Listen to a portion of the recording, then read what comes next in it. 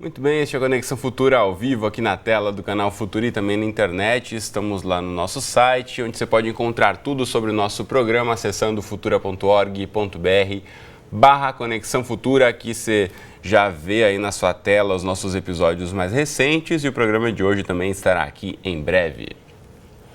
E no Conexão desta quarta-feira é dia do nosso quadro Gestão Escolar.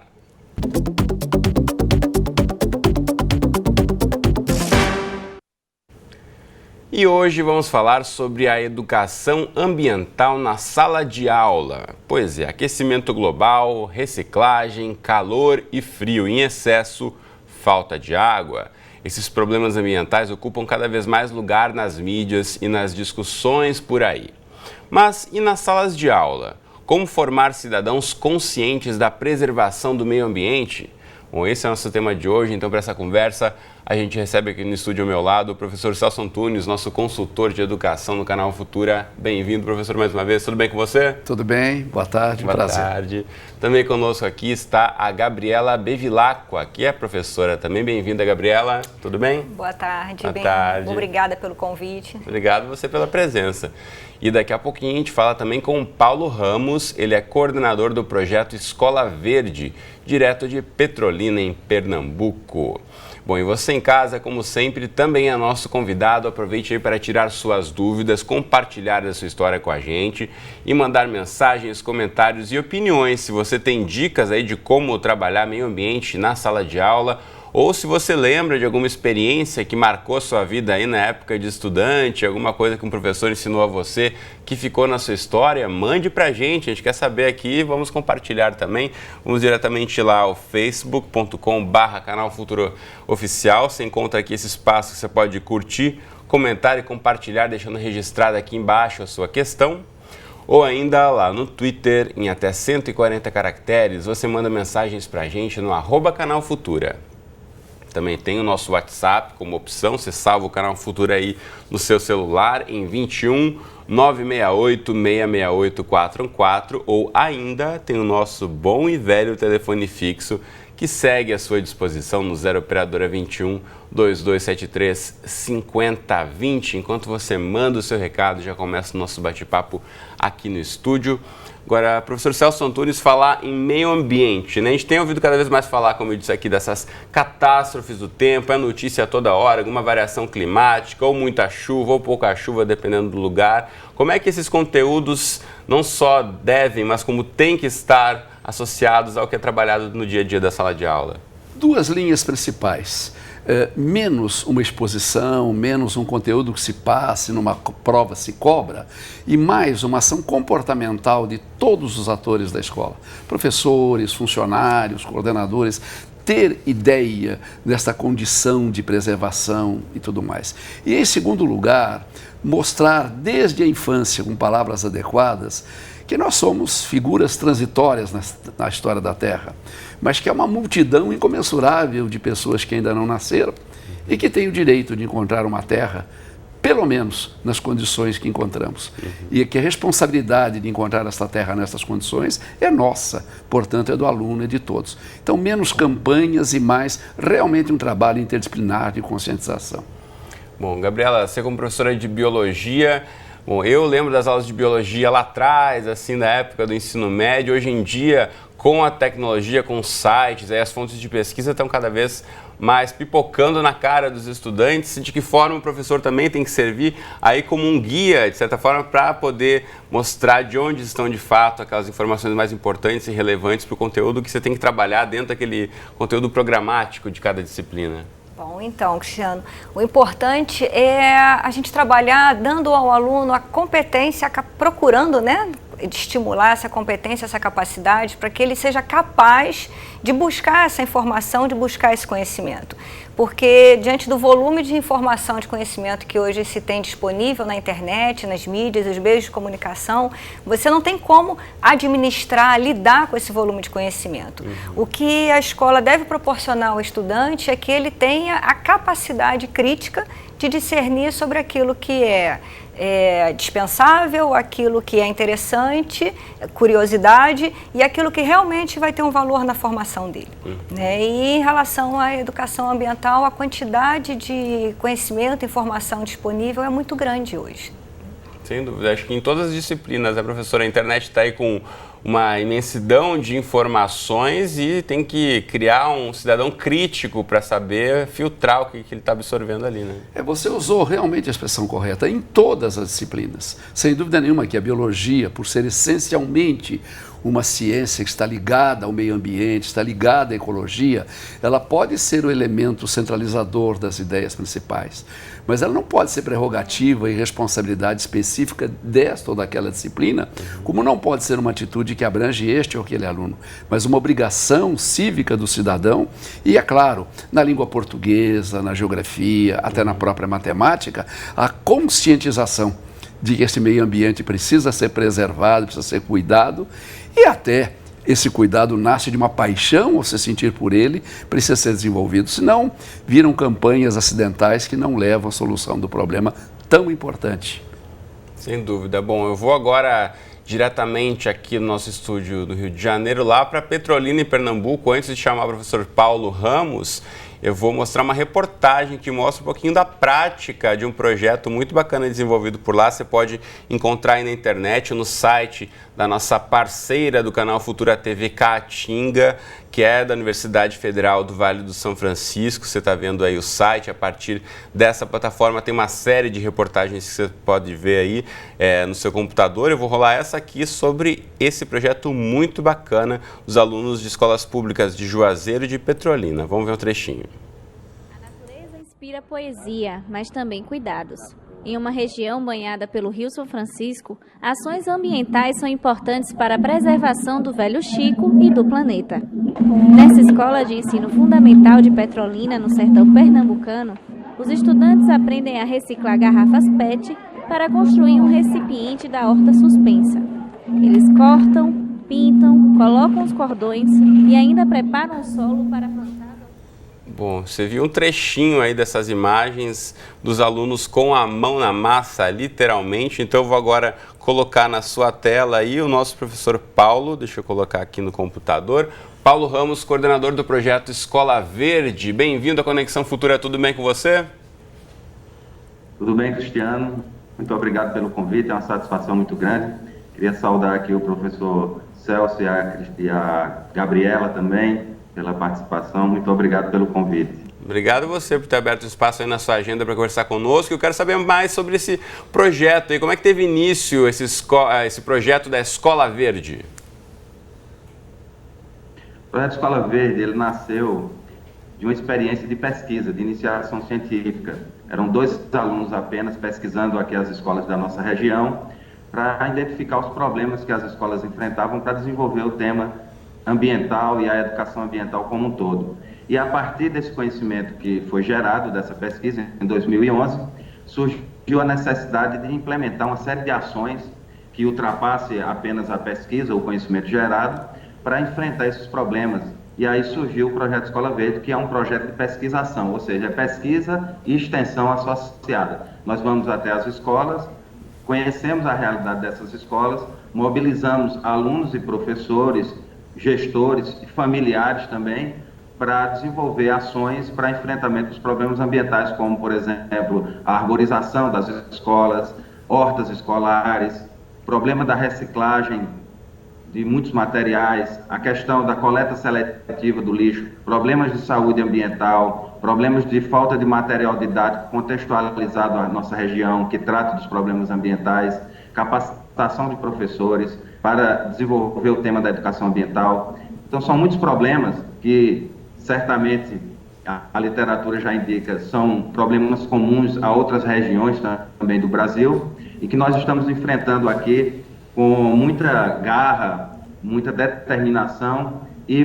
portanto, também com muito sucesso. Temos conseguido desenvolver esse projeto com uma grande adesão de alunos e professores. Hoje o projeto foi aprovado no Ministério da Educação, no PROEX, que é o Programa de Extensão Universitária. Para esse ano de 2014, ficamos em 41º lugar, concorrendo com 2.800 projetos no Brasil inteiro. E esse ano de 2015 e 2016 ficamos em primeiro lugar nacional na linha de educação ambiental, socioambiental. Aprovamos o projeto também no mesmo programa do ProExp, né, para 2017, 2018 e 2019, em segundo lugar nacional. Então isso nos dá uma satisfação muito grande. Recebemos muitos e-mails, telefonemas, mensagens, pedindo autorização para usar o nosso logotipo, nossa metodologia, pedindo materiais. Isso é muito bacana também, né? Que essa boa iniciativa possa ser replicada, não só aí na região, mas também em outras escolas. Eu já volto a chamar você, Paulo. Quero só ouvir um comentário do professor Celso aqui, porque o Paulo menciona as questões do dia a dia da escola, né? A gente fala meio ambiente, pode parecer alguma coisa muito distante, mas não. É a árvore dentro da escola, é o lixo da escola que está sendo tratado, então aproximando esses conteúdos do dia a dia dos alunos. E particularmente o treinamento dos professores de todas as áreas para esta ação. E o que me pareceu extremamente significativo é assumir uma escola verde, independente do nome, mas quer dizer, não é uma atitude da escola, a escola que se assume como sendo uma escola com preocupação ambiental. E é isso que muitas vezes falta, não é? Ao invés daquela atitude isolada, desenvolvida por esta ou aquela disciplina, nesta ou naquela série, ou nesta ou naquela escola, passa a ser uma consciência da própria escola, misturando a sua identidade com aquela identidade de uma proteção ao meio ambiente e mostrando também o como fazer. Muito bem, eu quero aproveitar aqui falando em iniciativas que você pode ver aí, querer replicar também. Vamos colocar na tela o site cienciaviva.org.br. Gabriela, também aqui tem uma série de iniciativas e pesquisas também que outros professores podem se espelhar aqui e adaptar para suas realidades locais, né? Correto. O Espaço Ciência Viva é um espaço de divulgação científica que trabalha de forma integrada com escolas, com projetos direcionados a escolas e tem projetos na área de divulgação científica e especificamente da educação ambiental. É um espaço onde professores universitários de diferentes universidades do Rio de Janeiro participam, trabalham de forma voluntária, participando de projetos com financiamento do governo, né, instituições de fomento à pesquisa. E mais uma coisa que o professor Celso comentou, que é um espaço em que as pessoas estão ali pelo desejo, pelo amor a esse trabalho de divulgação científica e de educação. E toda essa dificuldade que aparece nas escolas no sentido da integração das disciplinas, de um trabalho contínuo, de um desenvolvimento de uma atividade que tenha um resultado mais a longo prazo para o aluno, porque a escola ela tem que também dar conta das suas atividades, vamos dizer assim, a educação tradicional, não tradicional no sentido negativo da palavra, mas daquilo que a escola tem que dar conta das normas, né, escolares. Muitas vezes esse espaço para um outro tipo de ação é dificultado, é preciso uma integração muito grande, uma iniciativa da escola e que às vezes é difícil. O Espaço Ciência Viva aparece como um espaço de divulgação científica, de apoio e de participação desses projetos escolares. Então, hoje em dia, essa perspectiva do museu de divulgação científica, né, dos centros participativos, mudou um pouco. Então, a gente tem diferentes ações dentro desses centros de divulgação científica.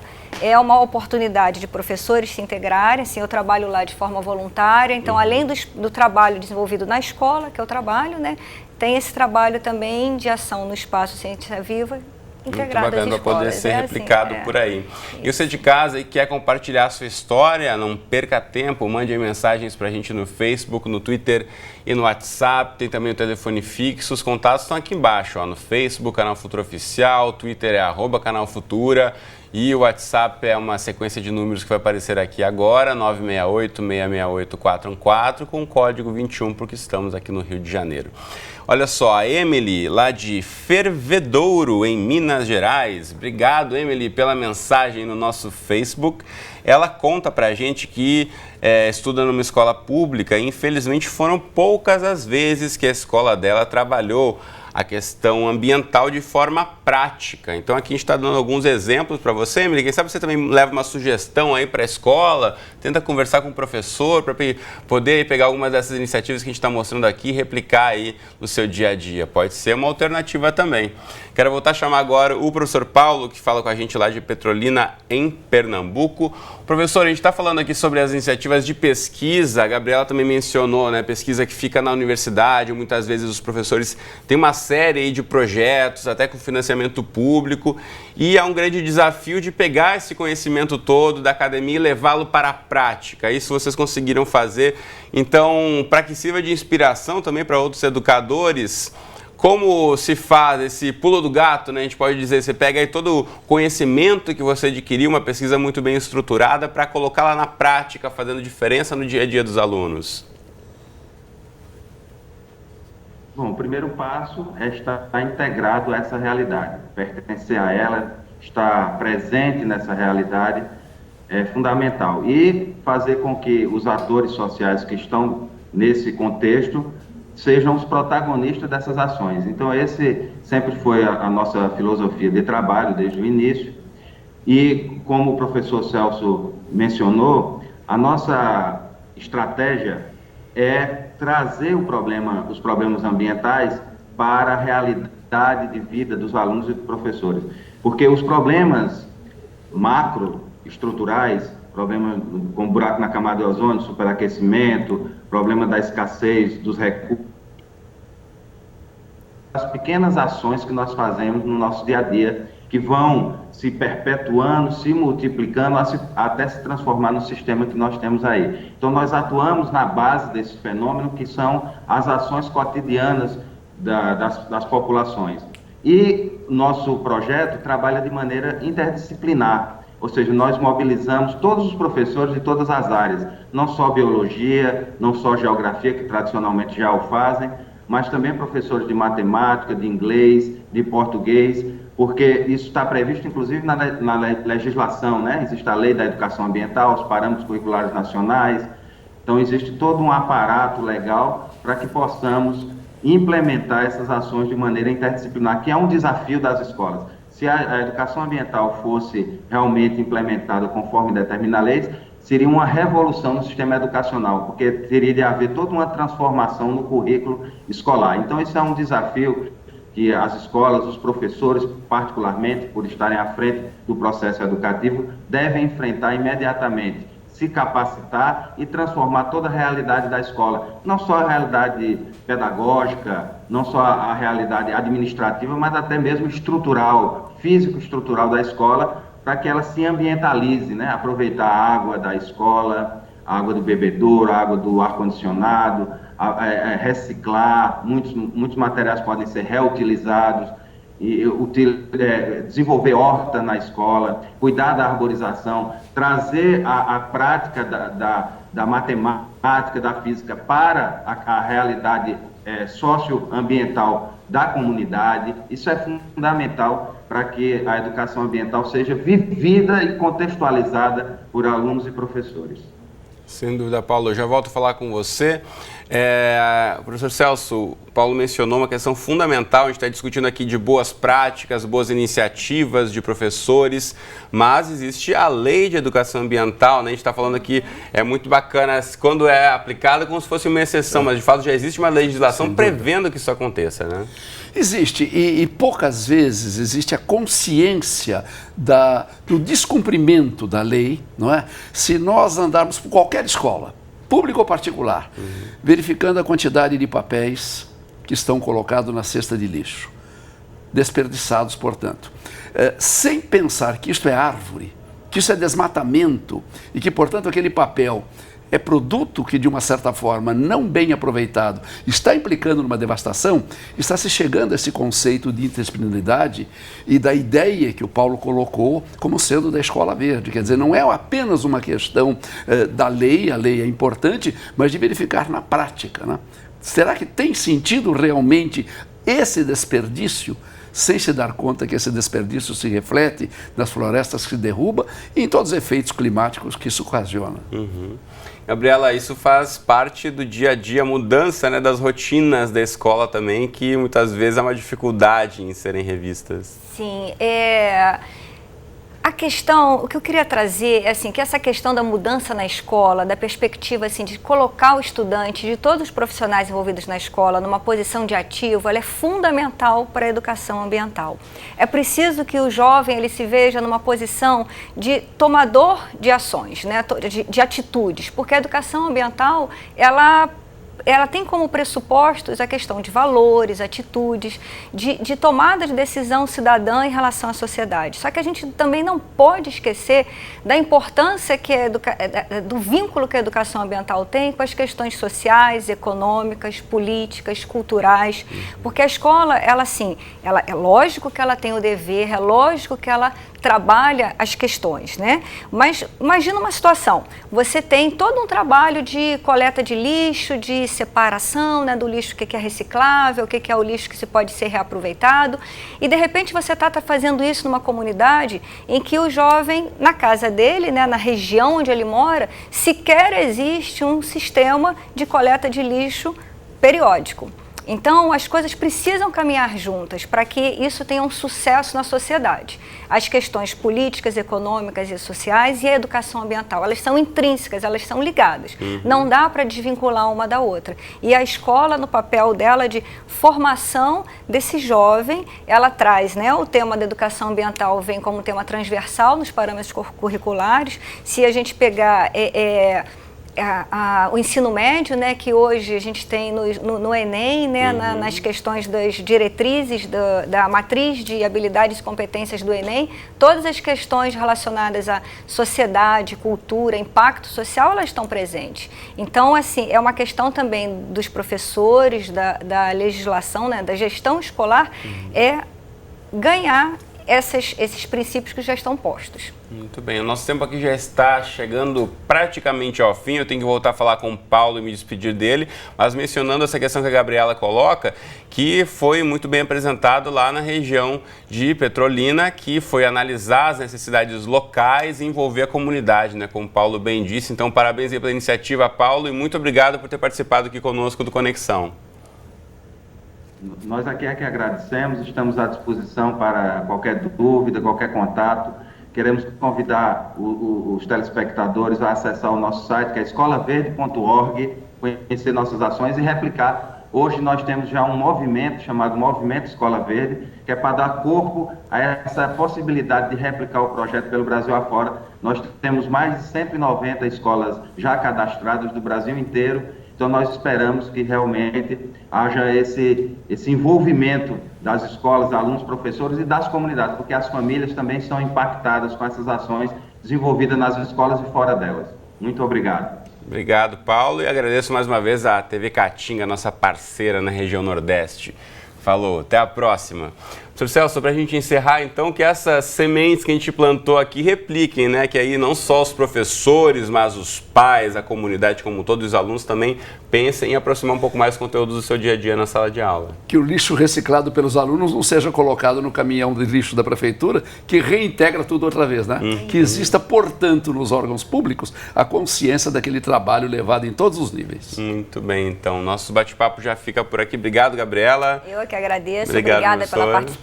Valeu. Você de casa, obrigado pela companhia de sempre. Eu te espero aqui, então, de segunda a sexta na tela do Futura ou qualquer hora do dia e da noite lá no nosso site. Todos os nossos episódios na íntegra para você assistir quantas vezes quiser. Um abraço e até a próxima.